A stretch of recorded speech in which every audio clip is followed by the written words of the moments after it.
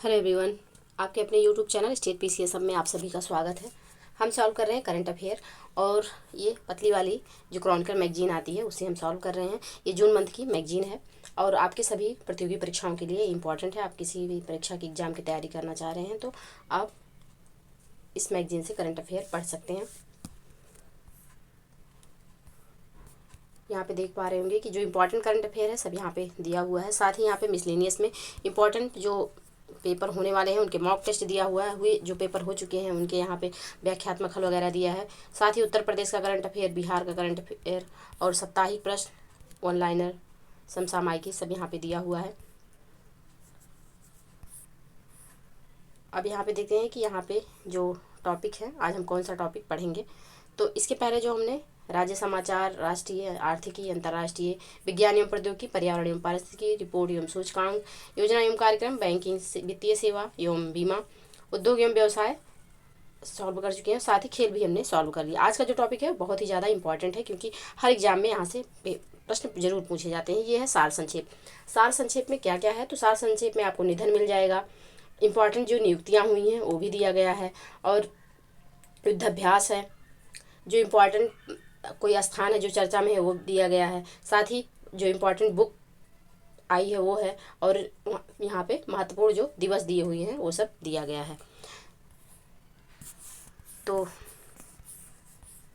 आज की जो टॉपिक है वह है सार संक्षेप और सार संक्षेप में भी नियुक्ति, कौन कौन सी महत्वपूर्ण नियुक्तियाँ हुई हैं इनको पहले हम सॉल्व पढ़ते हैं। तो वीडियो शुरू करने से पहले से आप लोगों से रिक्वेस्ट है कि प्लीज़ आप लोग वीडियो को लाइक और शेयर ज़रूर किया करें। चैनल को प्लीज़ सब्सक्राइब कर लीजिए ताकि कोई भी वीडियो चैनल पे अपलोड हो तो सबसे पहले नोटिफिकेशन आपको मिले। तो चलिए स्टार्ट करते हैं आज का अपना ये क्लास। यहाँ पे पहला जो नियुक्ति है वह है कि एडमिरल दिनेश कुमार त्रिपाठी 26वें नौसेना अध्यक्ष। 30 अप्रैल 2024 को एडमिरल दिनेश कुमार त्रिपाठी ने 26वें नौसेना प्रमुख यानी chief of the naval staff के रूप में कार्यभार ग्रहण किया। इससे पूर्व वे नौसेना के उप प्रमुख थे। उन्होंने एडमिरल आर हरिकुमार का स्थान लिया। इस पहले आर हरिकुमार थे, अब जो हैं वह बन गए हैं एडमिरल दिनेश कुमार त्रिपाठी। एडमिरल दिनेश कुमार त्रिपाठी जुलाई 1985 में भारतीय नौसेना में शामिल हुए थे। संचार और इलेक्ट्रॉनिक युद्ध विशेषज्ञ एडमिरल त्रिपाठी का करीब 30 वर्ष का सब लंबा और विशिष्ट करियर रहा है।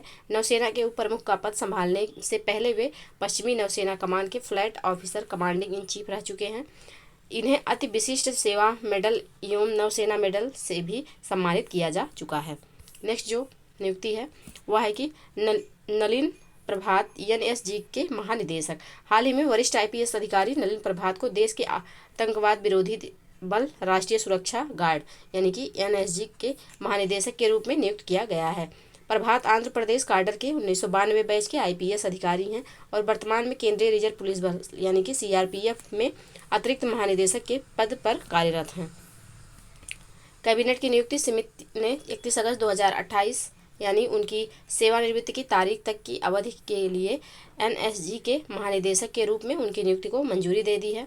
वर्तमान में सशस्त्र सीमा बल के प्रमुख दलजीत सिंह चौधरी एनएसजी का अतिरिक्त प्रभार संभाल रहे थे। एनएसजी को ब्लैक कैट्स के नाम से भी जाना जाता है। इसकी स्थापना जो है 1984 में हुई थी। 1984 में एनएसजी की स्थापना हुई थी। इसको ब्लैक कैट्स के नाम से भी जाना जाता है। नेक्स्ट जो नियुक्ति है नरसिंह यादव डब्ल्यूएफआई के एथलीट आयोग के अध्यक्ष यानी कि डब्ल्यूएफआई यानी कि भारतीय कुश्ती महासंघ।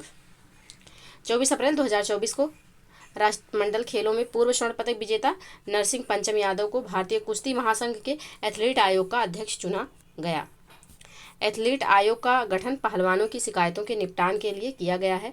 अर्जुन पुरस्कार विजेता और 2010 में एशियाई चैंपियनशिप के स्वर्ण पदक विजेता नरसिंह ने 2012 लंदन ओलंपिक खेलों में भाग लिया और 74 किलोग्राम वर्ग में शुरुआती मुकाबला हार गए। डब्ल्यूएफआई भारत में कुश्ती का शासी निकाय है। इसका मुख्यालय नई दिल्ली में स्थित है। डब्ल्यूएफआई को भारत सरकार और भारतीय ओलंपिक संघ द्वारा मान्यता प्राप्त है। नेक्स्ट जो नियुक्ति है जगजीत पवाड़िया आईएनसीबी यानी कि अंतर्राष्ट्रीय नारकोटिक्स कंट्रोल बोर्ड में पुनः निर्वाचित हो गए हैं। भारत की उम्मीदवार जगजीत पवाड़िया को वर्ष 2025 से 30 की अवधि के लिए अंतर्राष्ट्रीय नारकोटिक्स कंट्रोल बोर्ड के लिए फिर से चुना गया है। इसके लिए चुनाव चुनाव हाल ही में अमेरिका के न्यूयॉर्क शहर में संयुक्त राष्ट्र आर्थिक एवं सामाजिक परिषद यानी कि इकोसॉक द्वारा आयोजित किए गए। इंटरनेशनल नारकोटिक्स कंट्रोल बोर्ड संयुक्त राष्ट्र के अंतर्राष्ट्रीय ड्रग नियंत्रण अभिसमयों के कार्यान्वयन हेतु एक स्वतंत्र एवं अर्धन्यायिक निगरानी निकाय है। इसकी स्थापना singles convention on narcotics drug 1961 के तहत वर्ष 1968 में की गई थी। नेक्स्ट है शेफाली शरण बनी पीआईबी की प्रधान महानिदेशक।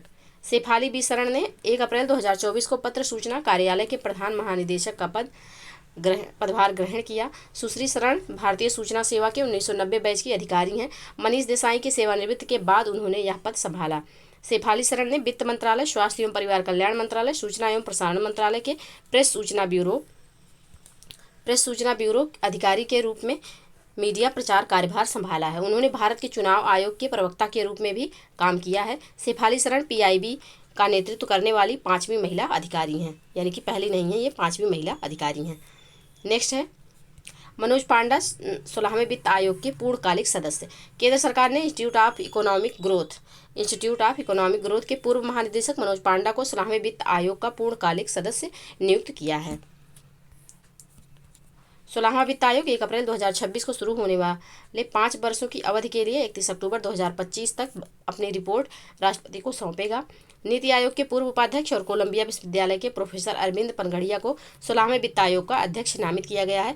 वित्त आयोग के अध्यक्ष बहुत ज़्यादा इंपॉर्टेंट है एग्जाम के दृष्टिकोण से, इनको आप लोग याद कर लीजिए। अब तक जो वित्त आयोग बने हैं कितने बन गए हैं, तो 16 वित्त आयोग बनाए जा चुके हैं और 16वें जो यानी कि नवीनतम है उसके जो अध्यक्ष हैं वह हैं अरविंद पनगड़िया जी। 15वें के जो थे वो एन.के. सिंह थे। इसके पहले जो थे वो वाई.बी. रेड्डी थे। 14वें के वाई.बी. रेड्डी थे।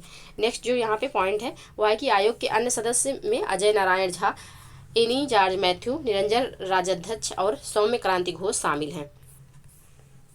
16वें वित्त आयोग का गठन 31 दिसंबर 2023 को राष्ट्रपति मुर्मू द्वारा संविधान के अनुच्छेद 280 के तहत किया गया, यानी कि वित्त आयोग का जो गठन होता है अनुच्छेद 280 के तहत राष्ट्रपति करते हैं। नेक्स्ट जो नियुक्ति है वह है कि जे.एस. सिदाना ई.एम.ई. के 33वें महानिदेशक। तो लेफ्टिनेंट जनरल जे.एस. सिदाना ने 1 अप्रैल 2024 को इलेक्ट्रॉनिक्स एंड मैकेनिकल्स इंजीनियर्स के 33वें महानिदेशक के रूप में पदभार ग्रहण किया। अपने करियर के दौरान सिदाना कई महत्वपूर्ण रेजिमेंट, कमान, अनुदेशात्मक और स्टाफ नियुक्तियों के पद पर रहे हैं। अपनी वर्तमान नियुक्ति से पूर्व सिदाना 2 वर्ष की अवधि के लिए ई.एम.ई. के मिलिट्री कॉलेज के कमांडेंट पद पर थे। वे मध्य कमान मुख्यालय के ई.एम.ई. के मास्टर जनरल रहे हैं और उन्होंने आर्मी बेस वर्कशॉप और ई.एम.ई. सेंटर की कमान संभाली है। ई.एम.ई. यानी कि electronics and mechanical engineers. Next जो नियुक्ति है अर्नव बनर्जी आत्मा के नए अध्यक्ष, ATMA के नए अध्यक्ष।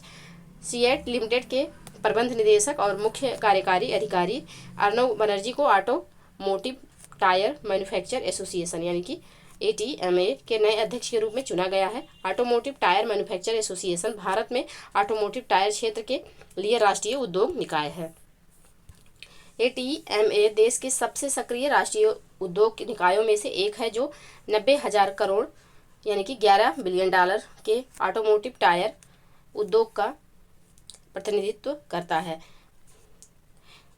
ATMA का मुख्यालय जो है यह नई दिल्ली में स्थित है।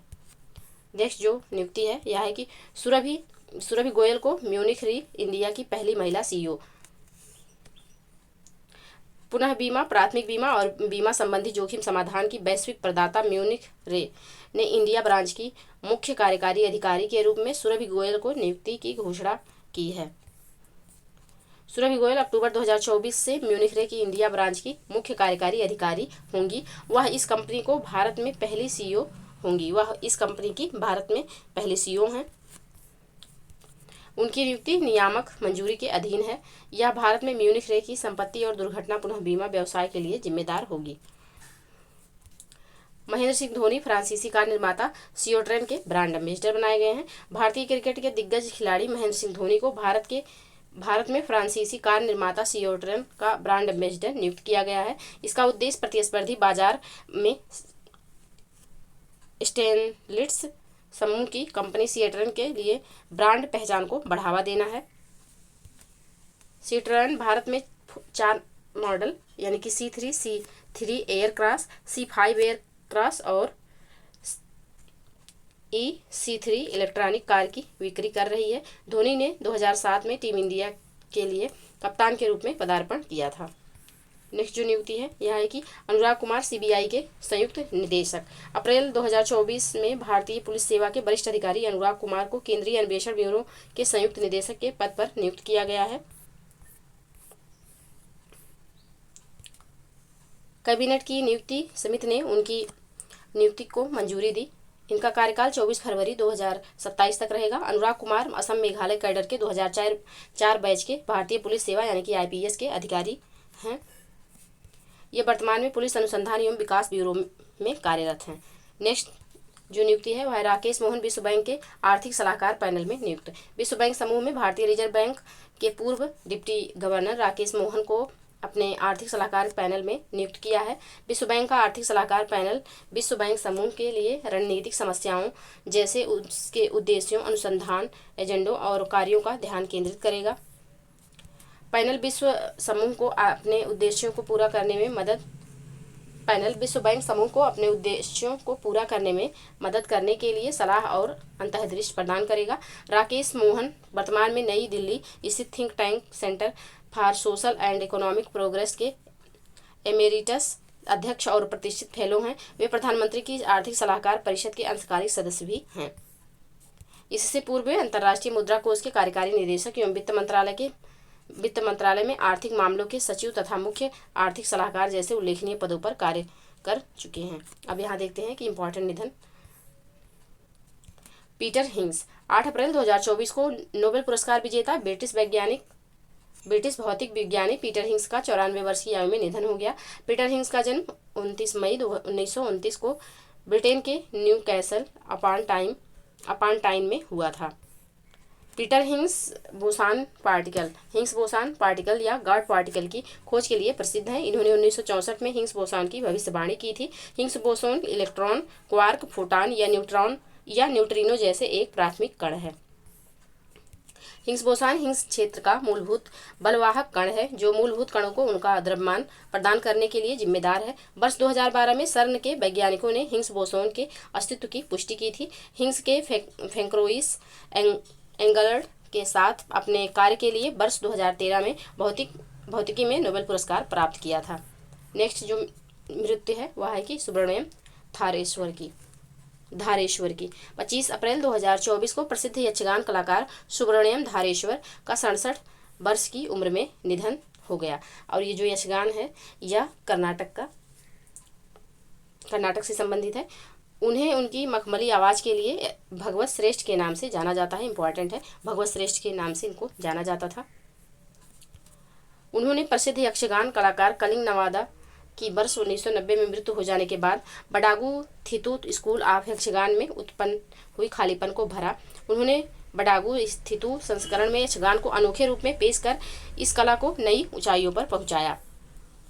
तटीय कर्नाटक की एक अनूठी नृत्य कला यक्षगान के लिए धारेश्वर ने अपने जीवन के 46 वर्ष समर्पित किए। यक्षगान पारंपरिक लोक नृत्य का एक रूप है जो कर्नाटक के तटीय जिलों और केरल के कासरगोड जिले में लोकप्रिय है। नृत्य, गायन और नाट्य कला की यह संयुक्त शैली केरल की थेयम कला से मिलती जुलती है।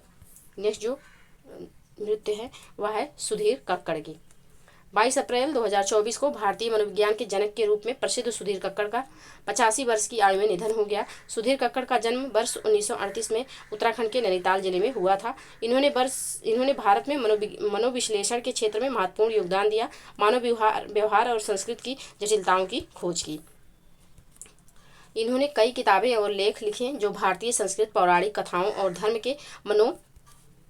धर्म के साथ मनोविश्लेषण अंतर संबंध पर प्रकाश डालते हैं, पारंपरिक पश्चिमी दृष्टिकोण को चुनौती देते हैं और भारतीय मानस में अद्वितीय अंतर्दृष्टि प्रदान करते हैं। वे एक टेबल टेनिस खिलाड़ी और एक शानदार कथा लेखक भी थे। द सीकर और ए बुक ऑफ मेमोरी इनकी उल्लेखनीय रचनाएं हैं। तो ये महत्वपूर्ण नियुक्ति और इम्पोर्टेंट निधन जो है इसको हमने सॉल्व कर लिया। आज यहीं तक रहते देते हैं। इसके आगे जो है हम पुरस्कार से संबंधित जो करंट अफेयर है इनको सॉल्व करेंगे, क्योंकि पुरस्कार बहुत ज़्यादा इंपॉर्टेंट है, हर एग्जाम में पूछा जाता है।